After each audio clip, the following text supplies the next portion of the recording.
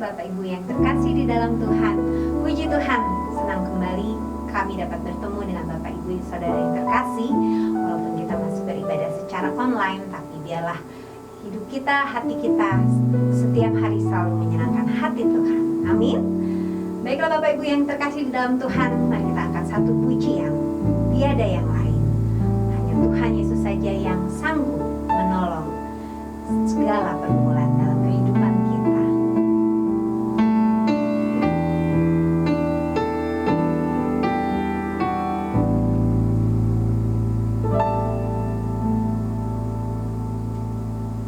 Selain Kau tiada yang lain, hanya Kau milikku di surga. Sekalipun dagingku lenyap, hatiku lelah tak berdaya. Ku sembah Engkau, Allah yang perkasa. Ku sanjung tinggi namamu di hidupku, Tuhan, tiada yang lain. Hanya Kau satu di hatiku. Pujian sangat indah saudara yang terkasih dalam Tuhan. Biar kita katakan dengan segenap hati kita, hanya Tuhan saja, tiada yang lain dalam kehidupan kita. Selain Kau tiada yang lain, hanya Kau milikku di surga. Sekalipun dagingku lenyap, hatiku lelah tak berdaya. Ku sembah Engkau, Allah yang perkasa. Ku sanjung tinggi namamu di hidupku, Tuhan, tiada yang lain. Hanya Kau satu di hatiku. Ku sembah Engkau, Allah yang perkasa. Ku sanjung tinggi namamu di hidupku, Tuhan, tiada yang lain. Hanya Kau satu di hatiku, Tuhan, tiada yang lain. Hanya Kau satu di hatiku, Tuhan, tiada yang lain. Hanya Kau satu di hatiku, hanya Kau satu di hatiku,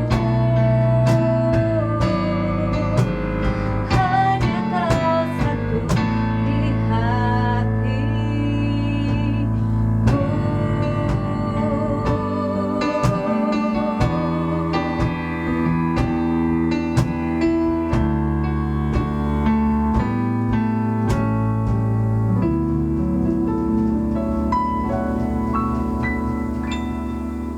Mari kita berdoa. Tuhan Yesus, kami datang kepadamu pagi hari ini. Kami bersyukur kalau Engkau masih memberikan kesempatan buat kami, untuk kami bisa mendengar firman-Mu sebentar Tuhan.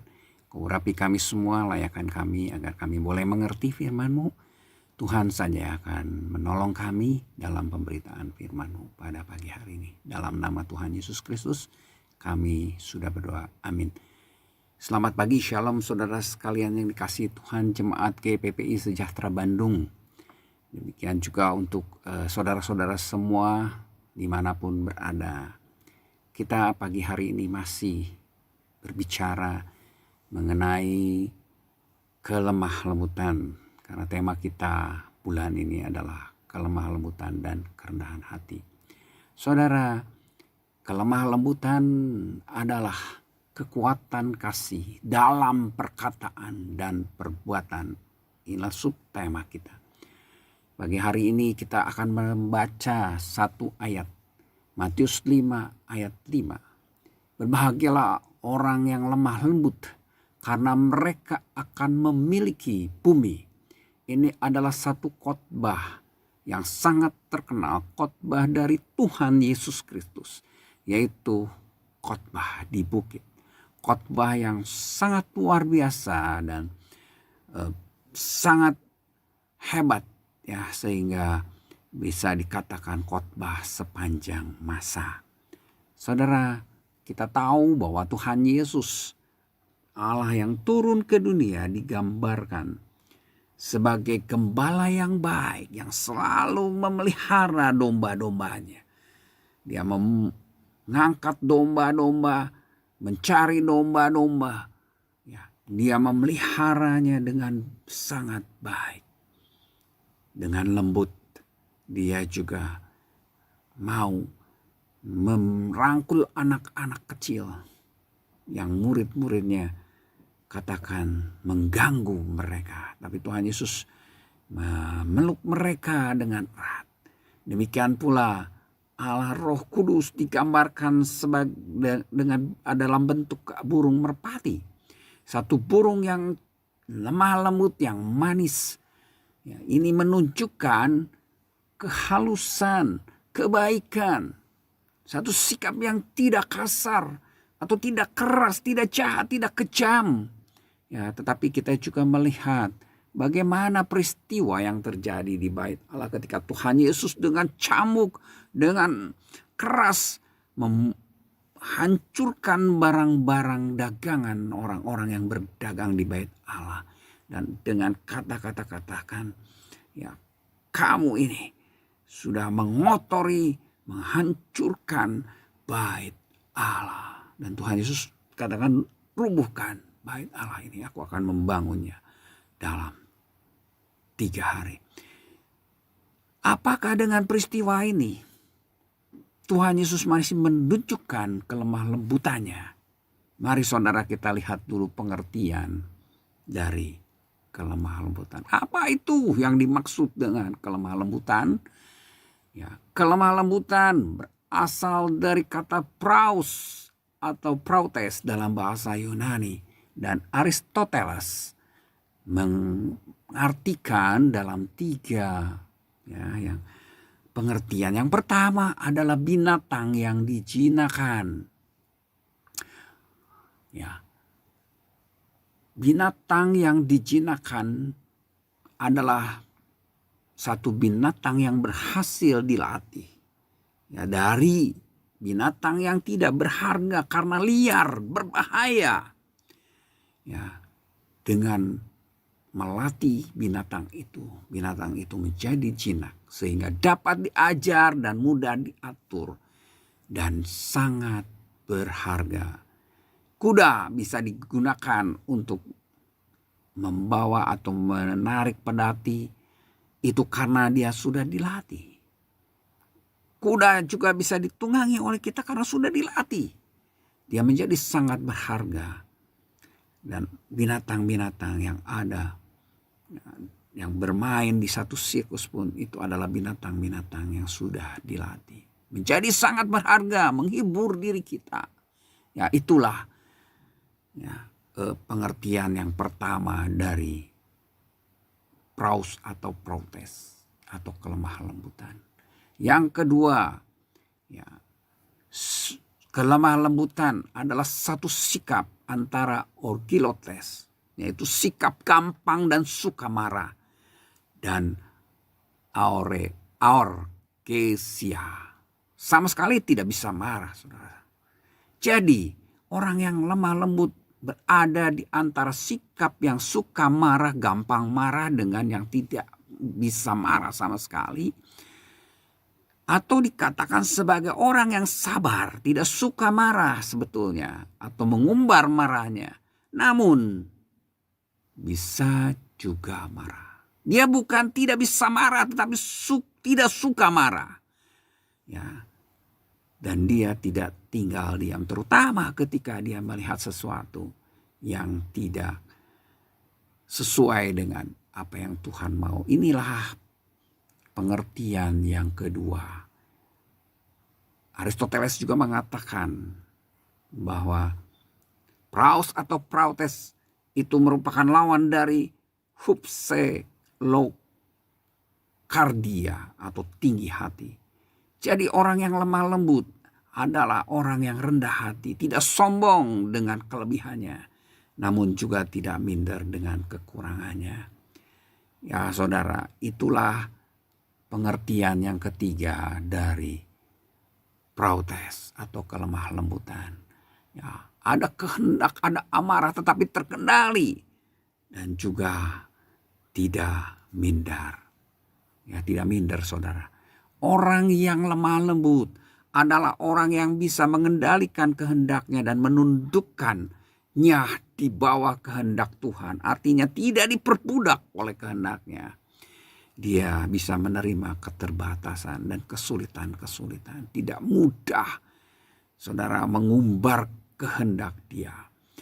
Yang kedua, orang yang lemah lembut bisa menguasai kemarahannya. Artinya tidak lekas marah. Tahu tempat dan waktu. Tahu saat di mana dia harus marah dan mengapa dan bagaimana caranya. Yaitu tetap berbicara dengan tenang dan lembut saat dia dihasut. Dia tidak mengumbar kemarahannya. Yang ketiga, orang yang lemah lembut tidak rendah diri dan juga tidak tinggi hati. Dia tidak rendah diri saat berhadapan dengan orang yang lebih dari dirinya. Tapi juga tidak merendahkan orang lain ketika menghadapi orang-orang yang di bawah kemampuannya, di bawah dia. Ya. Dan tetap bersyukur atas perlakuan sesederhana apapun yang dia terima. Dan menoleransi mereka yang tidak memperlakukan dia dengan baik. Dia sabar terhadap orang yang menyusahkan dirinya. Ya, kelemah lembutan berarti meninggalkan sikap cinta diri yang hina dan sombong. Dikatakan oleh Rambah, orang yang sombong selalu senang dikagumi orang, dipuji orang. Tetapi Lukas 16 katakan, ya ayat 15, lalu ia berkata kepada mereka, kamu membenarkan diri di hadapan orang, tetapi Allah mengetahui hatimu. Sebab apa yang dikagumi manusia dibenci oleh Allah. Allah benci kepada kesombongan. Allah benci kepada sesuatu yang bisa membuat orang itu yang merasa diri lebih, ya, sehingga dikagumi oleh orang lain, oleh manusia lain. Kenapa? Penting sekali kerendahan hati. Tuhan sangat ingin kita rendah hati. Georgius dari Nisa mengatakan kerendahan hati adalah biang kelemah lembutan.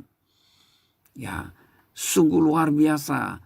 Ketika kita rendah hati, maka yakin akan tumbuh kelemah lembutan dalam diri kita. Karena tidak ada karakter lain yang dapat membedakan kekristenan dengan lebih baik, yaitu kerendahan hati.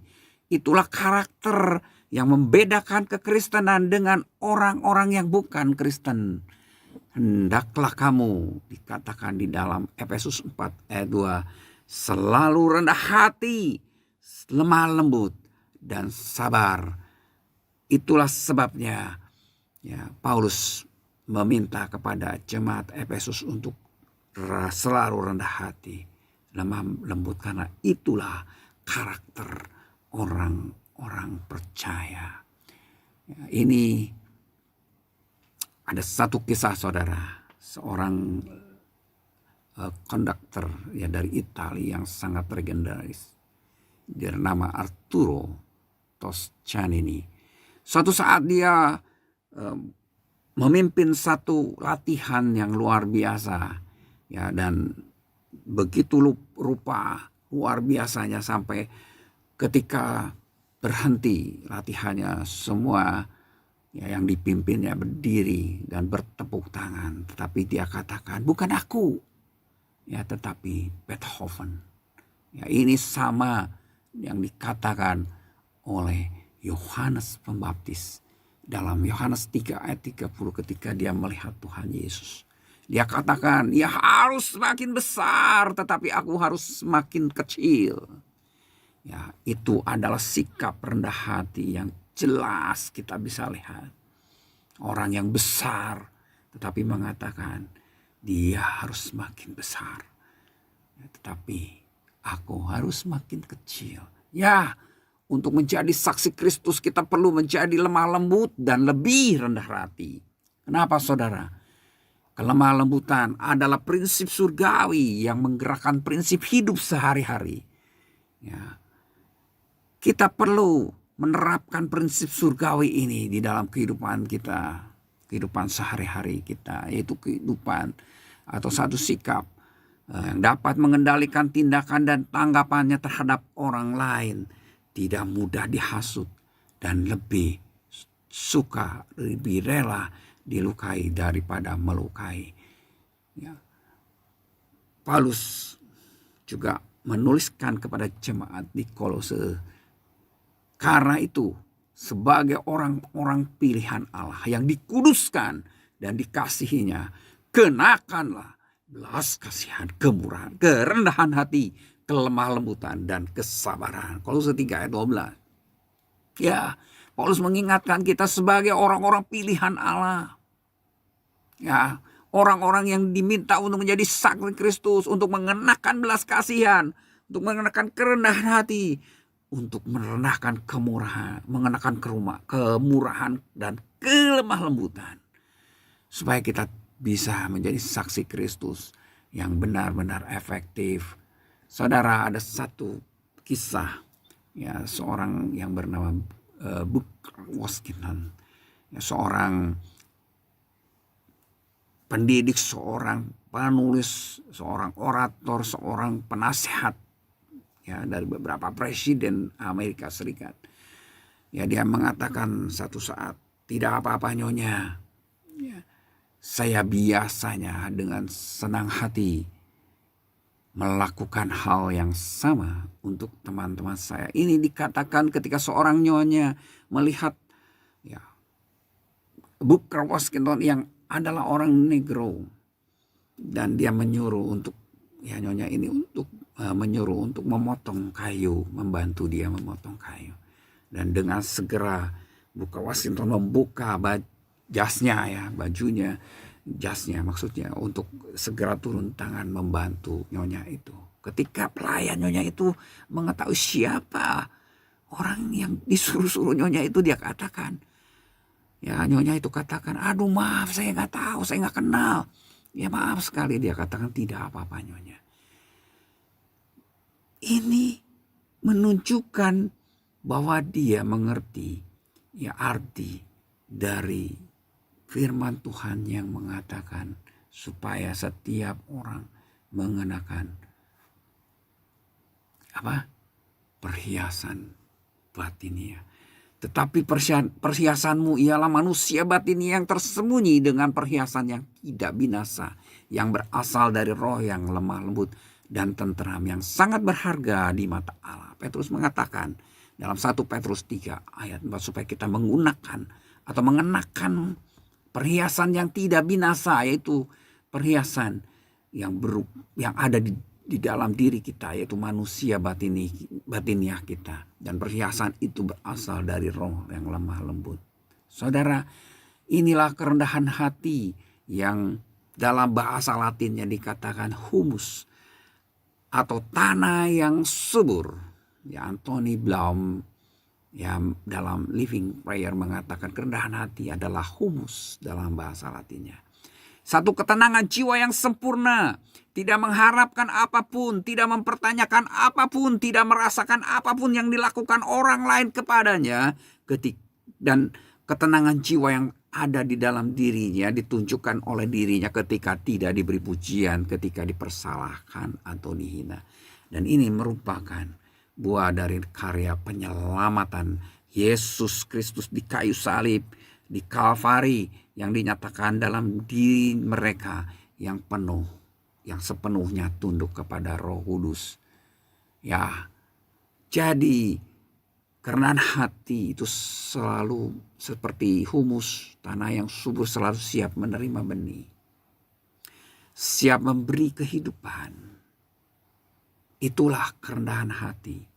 Ya, seperti Tuhan Yesus, dia rendah hati, dia sudah mengosongkan dirinya sendiri. Walaupun dia adalah Allah dan menetapkan bahwa Allah Bapaknya menjadi segalanya dalam kehidupan dirinya. Lihat kata-katanya bahwa dia tidak mengerjakan sesuatu dari dirinya sendiri, tidak melakukan kehendaknya sendiri, tetapi melakukan kehendak Dia mengutus dirinya. Datang bukan atas kehendakku sendiri, tidak berbuat apa-apa dari diriku sendiri, tidak mencari hormat bagiku, tidak mengatakan apapun dari diri sendiri. Segala sesuatu berasal atau hanya karena dari diri Dia Bapaknya. Ya saudara, jadi dedikasinya adalah patuh dan taat kepada Allah. Dedikasi Tuhan Yesus adalah patuh dan taat kepada Allah. Ini jelas dikatakan 1 Petrus 2 ayat 23. Ketika ia dicaci maki, ia tidak membalas dengan mencaci maki. Ketika ia menderita, ia tidak mengancam, tetapi ia menyerahkannya kepada Dia yang menghakimi dengan adil. Saudara, kasihnya tidak menempatkan dirinya lebih tinggi dari Allah dan orang lain, tetapi meninggalkan semuanya, baik dirinya sendiri, haknya, seluruh masa depannya, khususnya saat merasa tidak diperlakukan dengan adil. Dia lebih rela dilukai daripada melukai, dan menyerahkan segala sesuatunya sebagai hakim yang memiliki hak untuk pembalasan kepada Allah. Satu ayat mengatakan itu. Inilah sifat Yesus. Sifat Tuhan kita, Allah kita, Tuhan Yesus yang adalah personifikasi dari kelemah lembutan. Dia menyerahkan semuanya pada penanganan Allah. Saudaraku, inilah karakteristik yang harus dimiliki oleh orang-orang yang benar-benar rohani. Yang memampukan orang lain menjadi dapat merasakan kedekatan dan dia dapat dekat dengan aman. Karena kelemah lembutan, kerendahan hati, maka orang akan merasa dekat dan aman.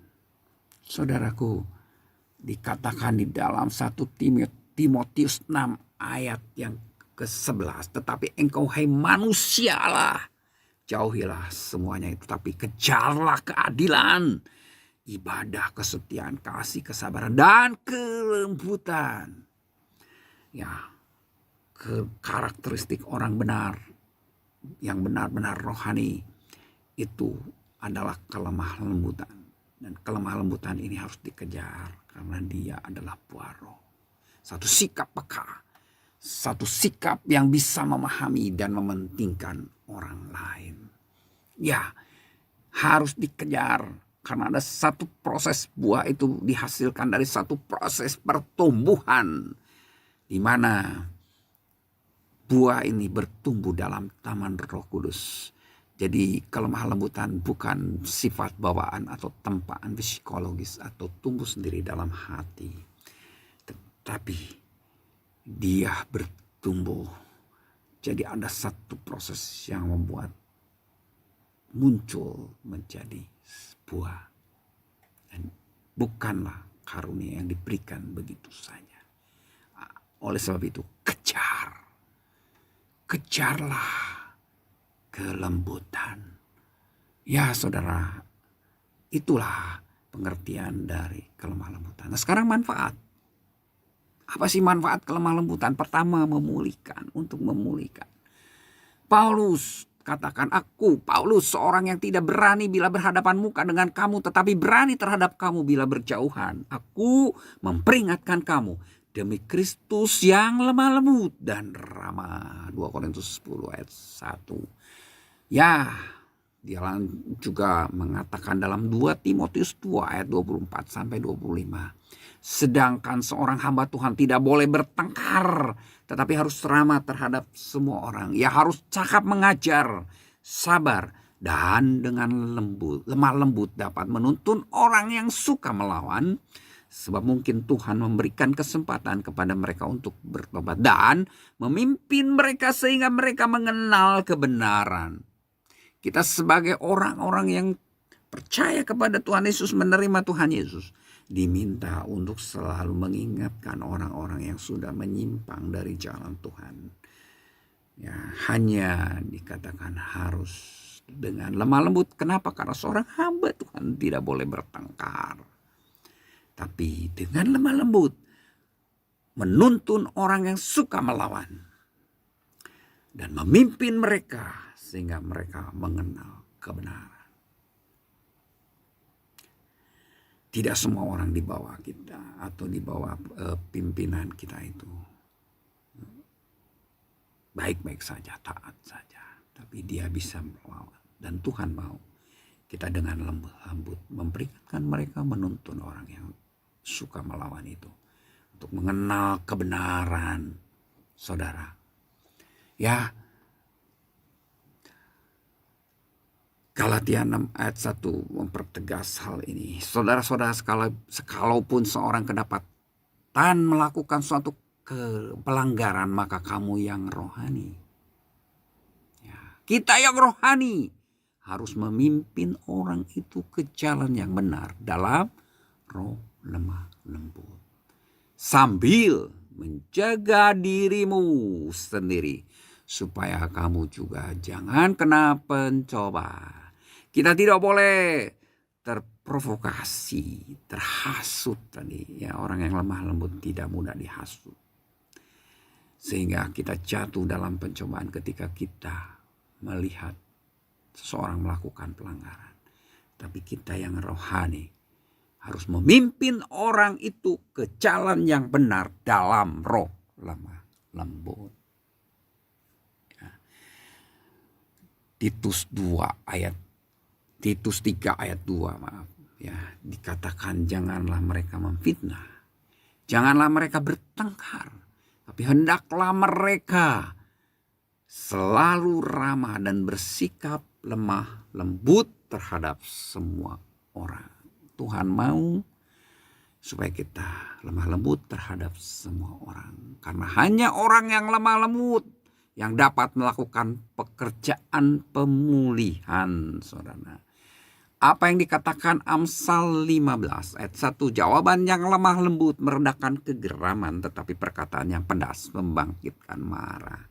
Lidah orang bijak mengeluarkan pengetahuan, tetapi mulut orang bebal mencurahkan kebodohan.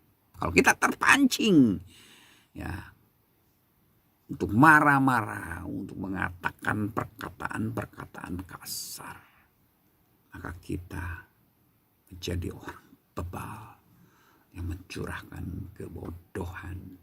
Ya, kelemah lembutan adalah roh yang membuat suatu koreksi menjadi pendorong dan bukan penyebab depresi. Seorang ketika salah dan ketika orang itu diintimidasi, dipersalahkan dengan begitu rupa, dengan kata-kata kasar, dengan sindiran yang menyakitkan hati, maka orang itu akan depresi.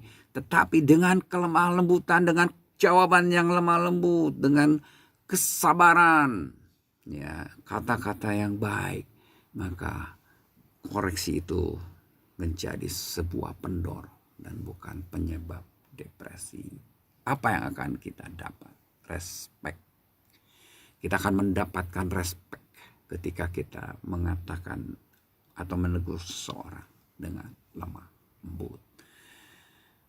Jos McDonald mengatakan, Allah tidak ingin mendengar dari kita sebuah nada yang menyinggung atau sepatah kata yang melukai hati orang lain. Karena apa? Yesus lahir untuk menebus kita dari dosa itu. Dosa apa? Dosa nada dan yang menyinggung, dosa kata-kata yang melukai hati orang lain. Seperti juga dosa-dosa lainnya. Ini dosa yang sudah ditebus oleh Allah. Jangan lakukan lagi itu. Saudara, kelemah lembutan mempunyai caranya sendiri untuk meraih keberhasilan. Ketika kekerasan hanya menghasilkan permusuhan. Ya, Robert Eaton katakan itu. Ya, seringkali kekerasan seolah-olah sangat efektif untuk menegur seseorang, merubah seseorang. Tidak, saudara. Tapi seringkali kekerasan hanya menghasilkan permusuhan. Dan kelemah lembutan mempunyai caranya sendiri untuk meraih keberhasilan. Tetapi hendaklah kamu ramah seorang terhadap yang lain, penuh kasih mesra dan saling mengampuni. Sebagaimana Allah di dalam Kristus telah mengampuni kamu.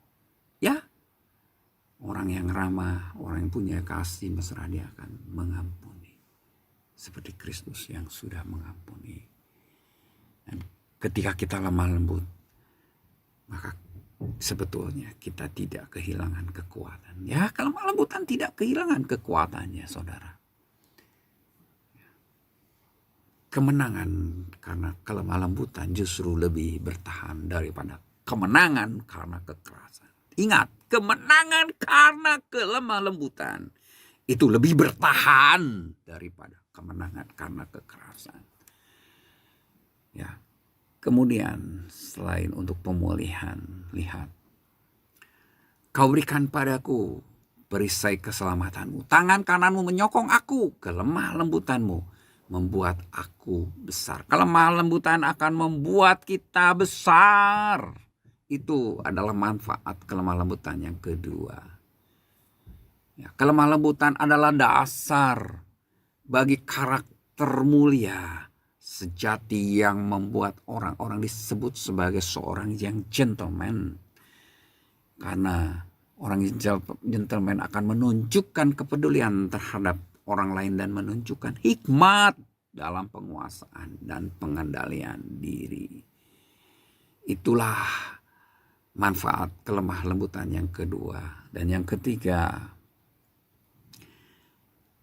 bijak atau dewasa. Inilah manfaat kelemah lembutan. Siapa di antara kamu yang bijak dan berbudi, baiklah ia dengan cara hidup yang baik menyatakan perbuatannya oleh hikmat yang lahir dari kelemah lembutan. Lihat 1 Korintus 13 ayat 11. Ketika aku kanak-kanak, aku berkata-kata seperti kanak-kanak, aku merasa seperti kanak-kanak, aku berpikir seperti kanak-kanak. Sekarang sesudah aku menjadi dewasa, aku meninggalkan sifat kanak-kanak itu. Ya, kelemah lembutan akan membuat kita bijak. Karena hikmat yang kita miliki akan membuat kita bijak. Dan hikmat itu lahir dari kelemah lembutan. Yakobus 3 ayat 13. Kerendahan hati adalah akar, biang, perawat, landasan, dan nutrisi untuk pembentukan kedewasaan. Ya, saudara, memang ketika kita kanak-kanak kita bersifat apa, saudara? Egois. Ya, kita bersifat mau menang sendiri. Dan ketika kita mulai dewasa, kita tidak seperti itu. Seolah kita ketika anak-anak kita seolah kita yang paling benar, nggak mau kalah, saudara. Nggak mau kalah sedikit pun. Karena yang dipikirkan adalah diri sendiri. Egonya sendiri. Makanya disebut sebagai orang yang egois. Ya. Sifat ini yang harus ditinggalkan. Dan seperti dikatakan oleh Paulus. Aku meninggalkan sifat kanak-kanak itu. Ketika aku mulai dewasa. Ya, saudara, bagaimana cara memperoleh kelemah lembutan? Manfaatnya banyak, saudara. Maka kita harus memperoleh kelemah lembutan. Bagaimana caranya? Tuhan bilang, pikul aku yang kupasang dan belajar padaku. Pikulku, belajar pada Tuhan Yesus. Kenapa? Karena Tuhan Yesus lemah lembut dan rendah hati. Dan setelah kita mau memikul kuk, mau belajar pada Tuhan Yesus, maka jiwa kita akan mendapat ketenangan. Ya, ingat, ya, kelemah lembutan itu juga membawa ketenangan dalam jiwa kita. Ya, janji kelegaan bagi mereka yang beriman dan mau setia memikul kuk yang dipasang, artinya bahwa rasa damai itu akan diperoleh jika seseorang mau dengan setia memikul beban hidupnya, sama seperti Yesus yang setia menanggung beban sampai mati di kayu salib. Saudara, jika kita memohon kepadanya, pada waktunya dia akan membentuk kita serupa gambarannya. Bagaimana? Ya, Tuhan Yesus sudah memikul salib walaupun hatinya yang suci tertusuk oleh pengkhianatan para murid dan penolakan bangsa Yahudi, tetapi tidak menyerah dan putus asa. Ya, kuat karena setia pada kehendak Bapa. Kita pun akan mendapatkan kebahagiaan yang sama jika kita mau setia dalam iman. Tentu saja kita perlu memiliki hati yang menyerupai hati Yesus, yaitu hati yang kudus. Hati yang penuh dengan kelemah lembutan dan kerendahan hati. Saudaraku, kita akan memperoleh hadiah kelemah lembutan. Kembali ke ayat yang semula, yang awal tadi. Matius 5 ayat 5a.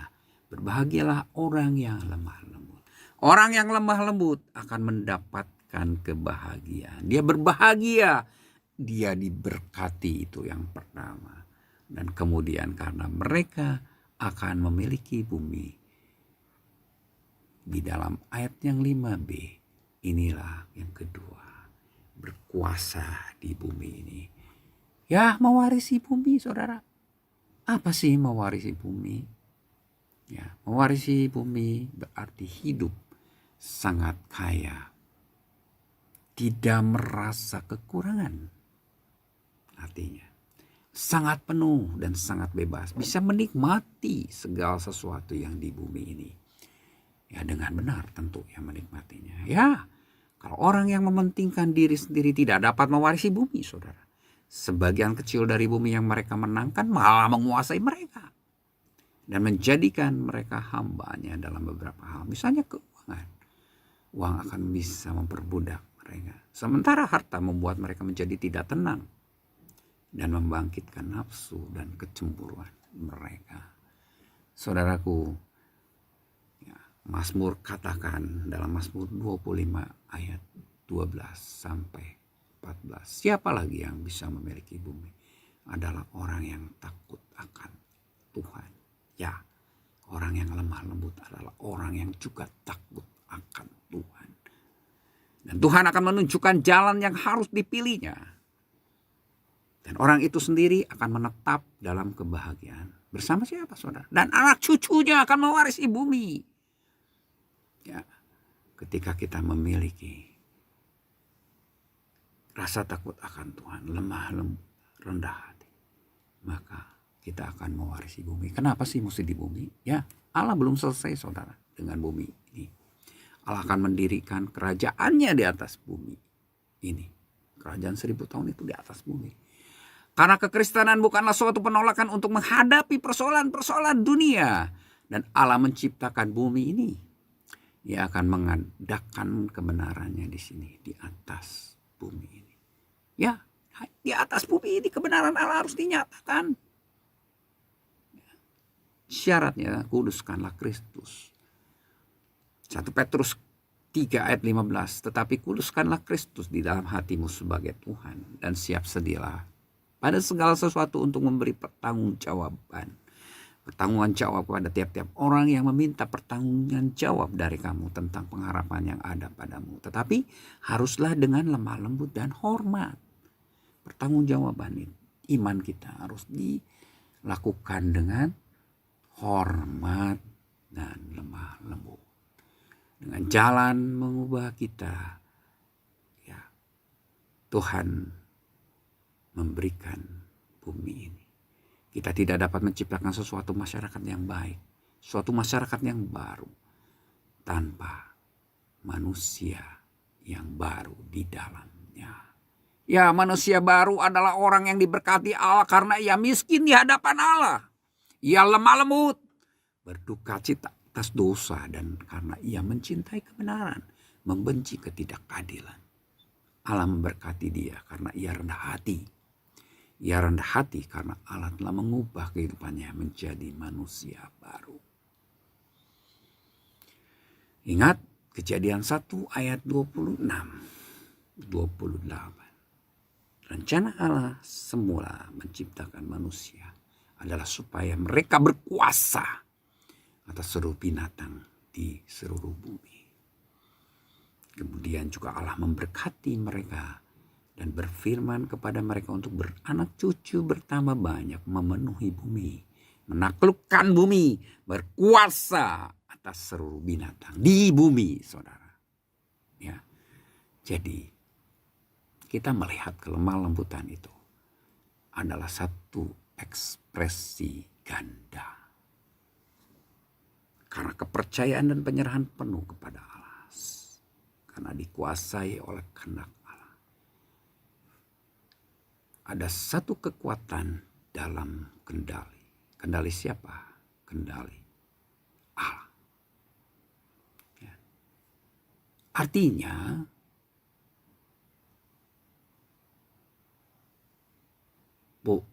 kelemah lembutan punya kekuatan, punya kekuatan untuk membalas, namun memilih untuk tetap lemah lembut, rendah hati, perhatian, dan memiliki sikap hormat. Seperti Tuhan Yesus katakan dalam Yohanes 6 ayat 38,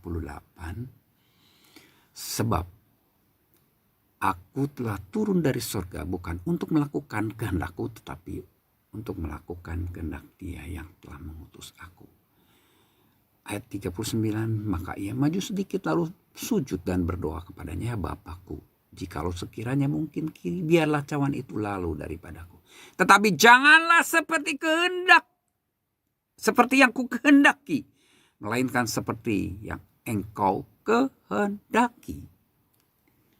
Ya, Tuhan Yesus di saat kritis di Taman Getsemani dia katakan, kalau mungkin cawan ini biarlah lalu daripadanya. Tetapi jangan seperti yang ku kehendaki, melainkan seperti yang engkau kehendaki. Ya, dia meletakkan segala sesuatunya atas kehendak Allah.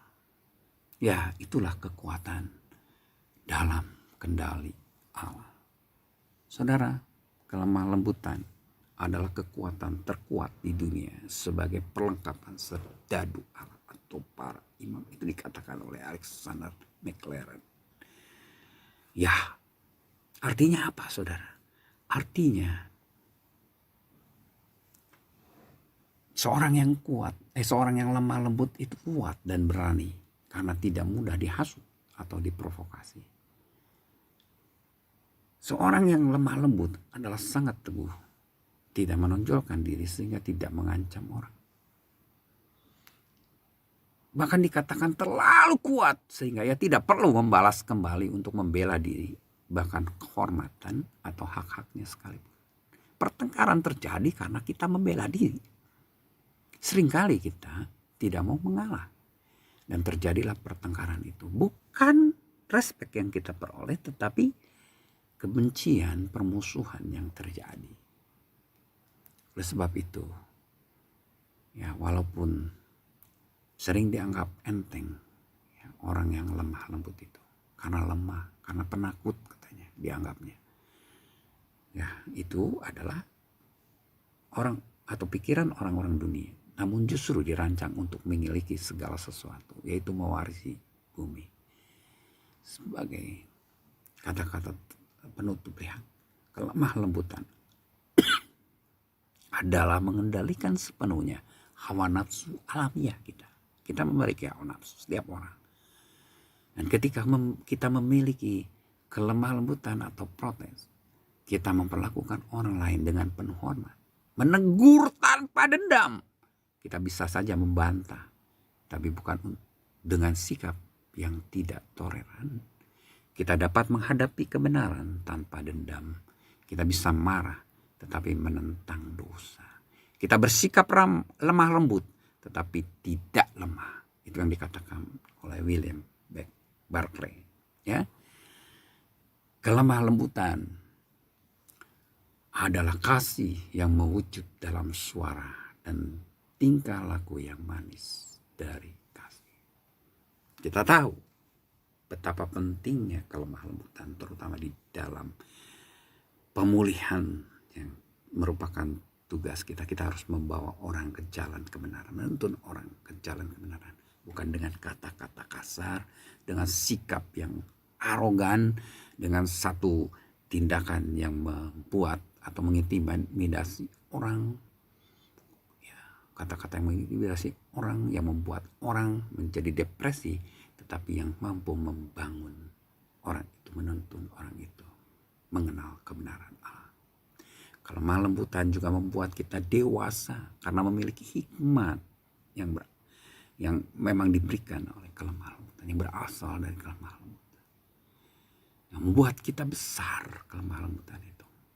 Dan itu semua merupakan kasih yang mewujud dalam suara dan tingkah laku yang manis dari kasih. Orang yang lemah lembut adalah orang yang kuat namun terkendali karena menyerahkan sepenuhnya kepada kehendak Allah. Dia tidak membawa kehendak dirinya sendiri. Tuhan Yesus memberkati. Kita berdoa, terima kasih Tuhan untuk firman-Mu pagi hari ini. Kau sudah mengajar kami bahwa kami harus menjadi orang yang lemah lembut supaya kami boleh menjadi saksi-Mu Tuhan. Saksi yang efektif, yang dapat membawa orang-orang nyaman di dekat kami Tuhan. Nyaman dekat kami karena kami selalu lemah lembut dalam menegur, dalam membimbing orang-orang masuk di dalam rencana-Mu Bapa. Tuhan, tanamkan firman-Mu dalam hati kami, agar kami bisa menerapkan firman ini. Dalam nama Tuhan Yesus Kristus kami sudah berdoa. Haleluya. Amin. Puji Tuhan, firman Tuhan yang sangat luar biasa. Biarlah kita mempunyai hati yang selalu lemah lembut dan rendah hati. Kita mau sama-sama kita melakukan setiap perkataan firman Tuhan di dalam kehidupan kita. Bapak Ibu Saudara yang terkasih, mari kita bersama-sama lebih lagi masuk dalam hadirat Tuhan. Kita akan menyanyikan satu pujian bersama-Mu Bapa. Kita akan melewati segala perkara.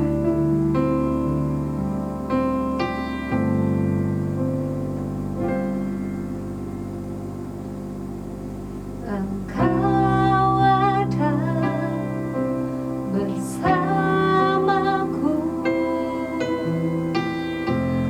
di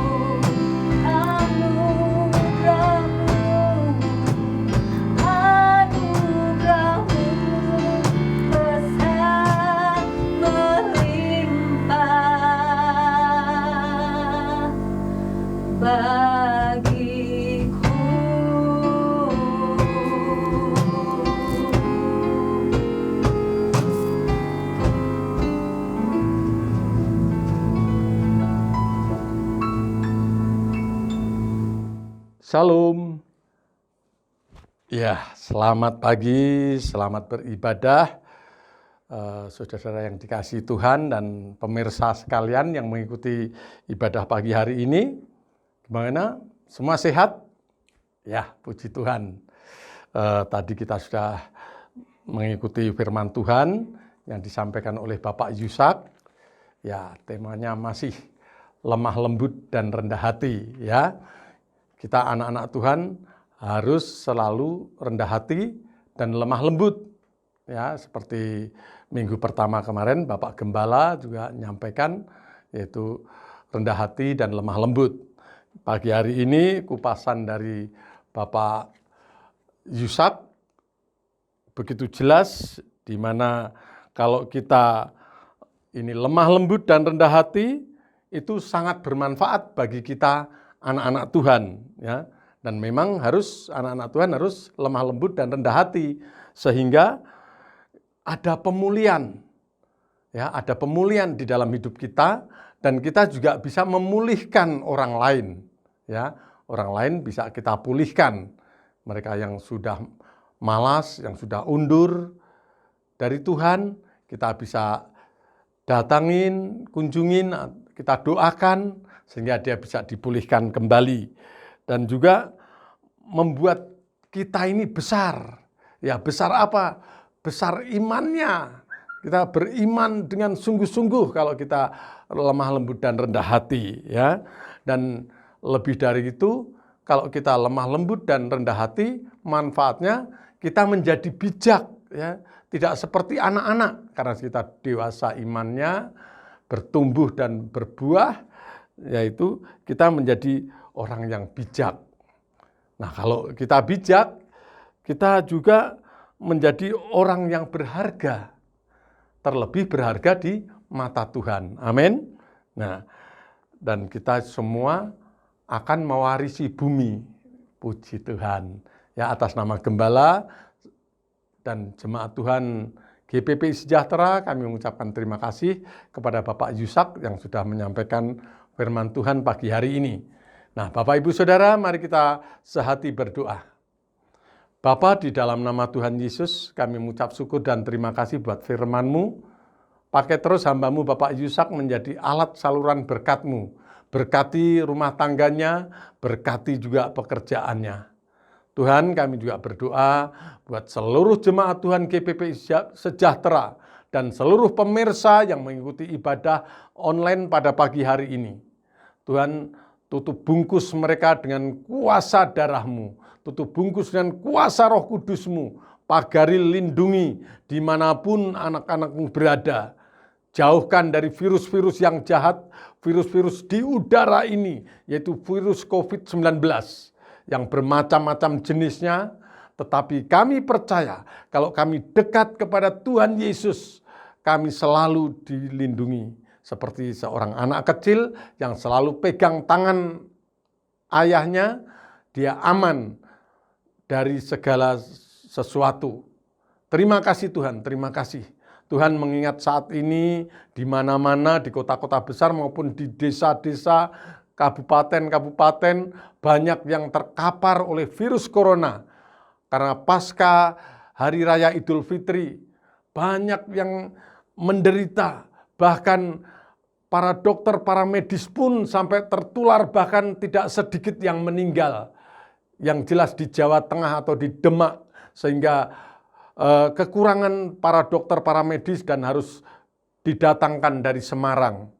Tuhan, juga di kota Bandung, akhir-akhir ini hamba-Mu melihat di mana rumah sakit dipenuhi oleh, oh Tuhan, mereka yang terkena virus corona. Bahkan sampai IGD sampai membludak, sampai di luar-luar, bahkan mobil-mobil ambulan yang membawa orang-orang yang sakit COVID-19 ini tidak bisa masuk, masih ngantri di jalanan dengan penyakit-penyakit mereka. Tuhan, tolong keberadaan Indonesia saat ini, kota-kota besar di Indonesia, bahkan kota-kota kecil.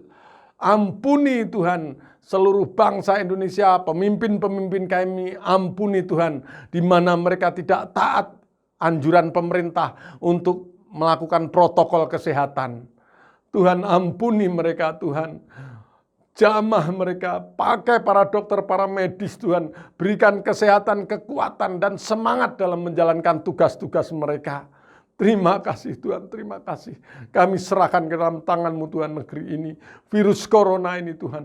Mari Engkau dengar hamba-hamba-Mu Tuhan yang terus berdoa memohon kepadamu. Yaitu jaringan-jaringan doa sekota maupun dari jaringan doa nasional. Bahkan doa-doa puasa untuk memohon belas kasihan Tuhan turun agar virus corona ini Engkau akhiri. Kami yakin dan percaya Tuhan, waktunya adalah waktu Tuhan. Sehingga virus corona ini menjadi aman bagi manusia. Kami juga bersyukur kalau kami mendengar ada penemuan baru yaitu obat-obatan yaitu untuk menangkal yaitu sakit corona ini Tuhan. Kami serahkan ke dalam tangan-Mu para cendekiawan-cendekiawan Tuhan supaya bisa menemukan yang lebih baik lagi. Terima kasih Tuhan, terima kasih.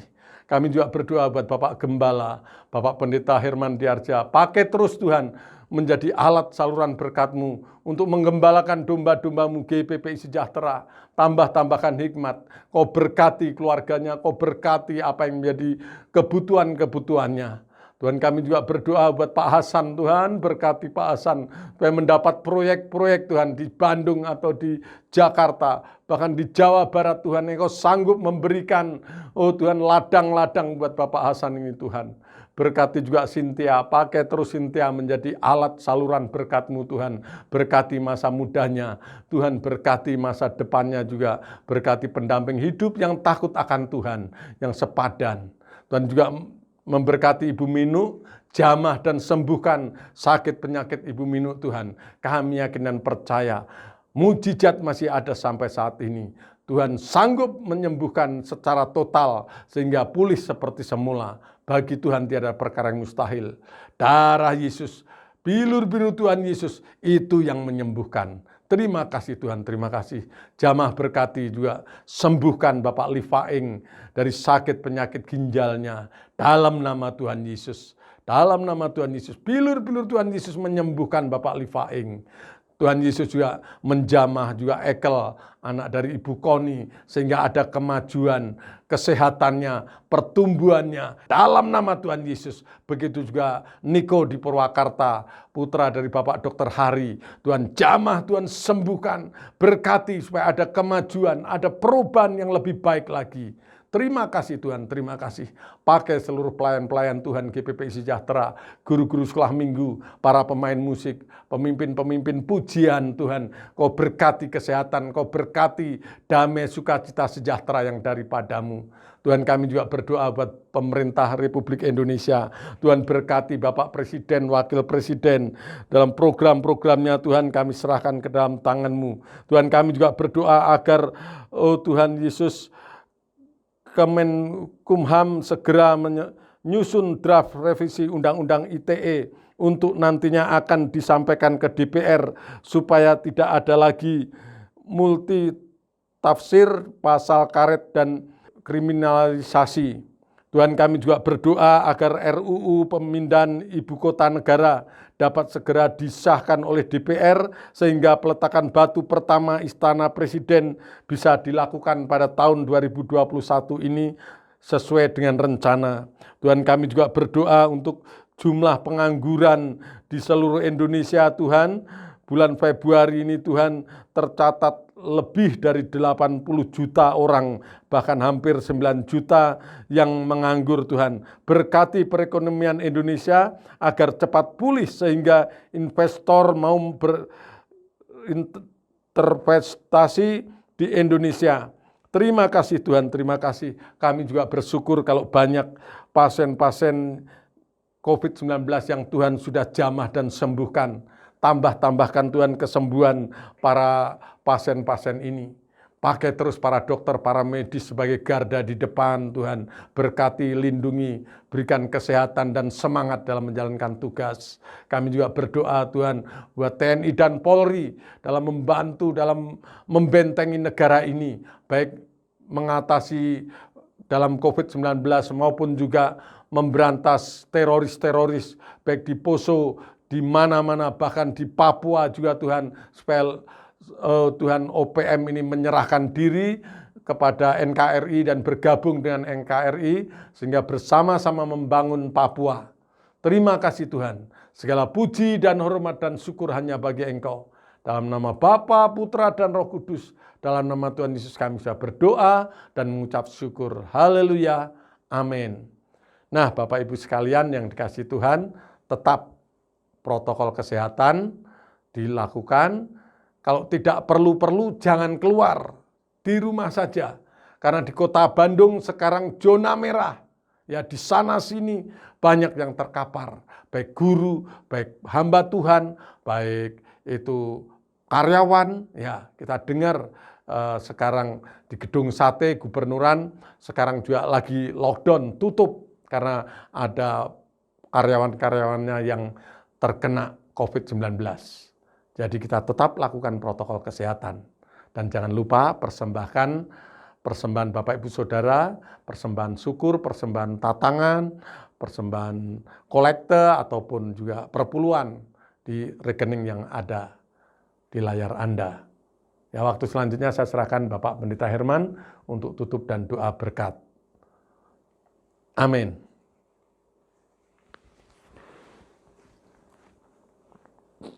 Mari kita mengangkat tangan kita menerima berkat Tuhan. Tuhan memberkati engkau dan melindungi engkau. Tuhan menyinari engkau dengan wajah-Nya dan memberi engkau kasih karunia. Tuhan menghadapkan wajah-Nya kepadamu dan memberi engkau damai sejahtera. Terimalah segala berkat terbaik yang sudah Bapa sediakan bagimu. Kasih karunia daripada Tuhan Yesus Kristus dan persekutuan dengan Roh Kudus senantiasa menyertai kami sekalian, mulai pagi hari ini sampai Maranatha, Tuhan Yesus datang kembali. Di dalam nama Tuhan Yesus Kristus, kami bersyukur dan berdoa padamu. Amin.